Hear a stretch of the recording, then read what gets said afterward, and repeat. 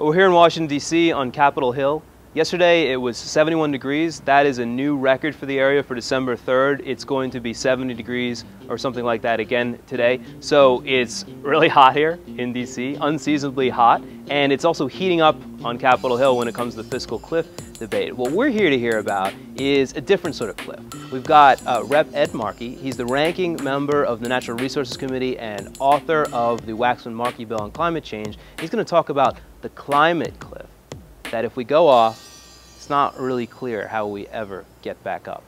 If our country goes over the fiscal cliff, we will be able to climb back up.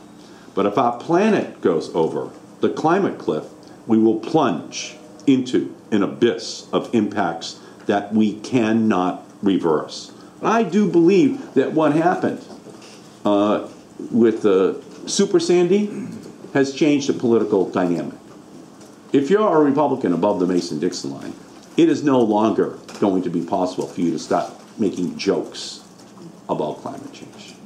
You gotta love that line about if you're a Republican north of the Mason-Dixon line, no more jokes about climate change for you. So what can President Obama do now that he's been reelected?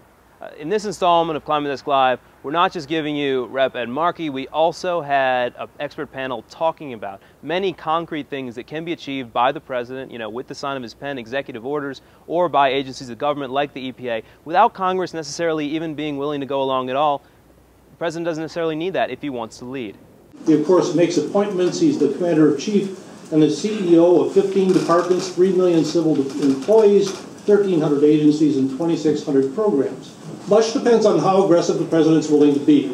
And one of the examples, we covered the gambit of presidential precedents and how aggressive they've been, but the one that we like the best is FDR, whose philosophy was, unless he was not specifically forbidden by law from taking an action in the public interest, he figured he was he and the Vice President were the only officials elected by all the people. His first responsibility was to the people of the United States, and he took that action, unless it was specifically prohibited. There was a White House Climate Change Task Force that needs to be reinvigorated.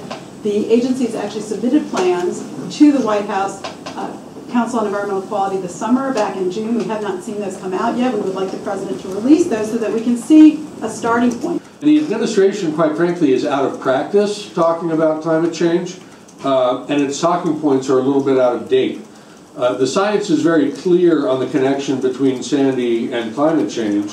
Climate change didn't cause Sandy, but it did make the storm stronger. We need to create a parade that the President will jump in front of, like a good politician, but he also needs to educate and cultivate that support.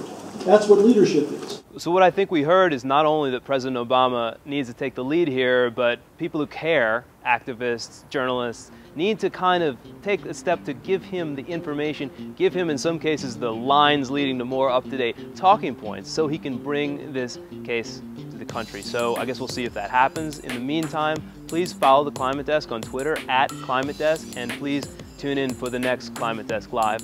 I'm Chris Mooney, and when you see me next, maybe here in DC, we will have finally had winter.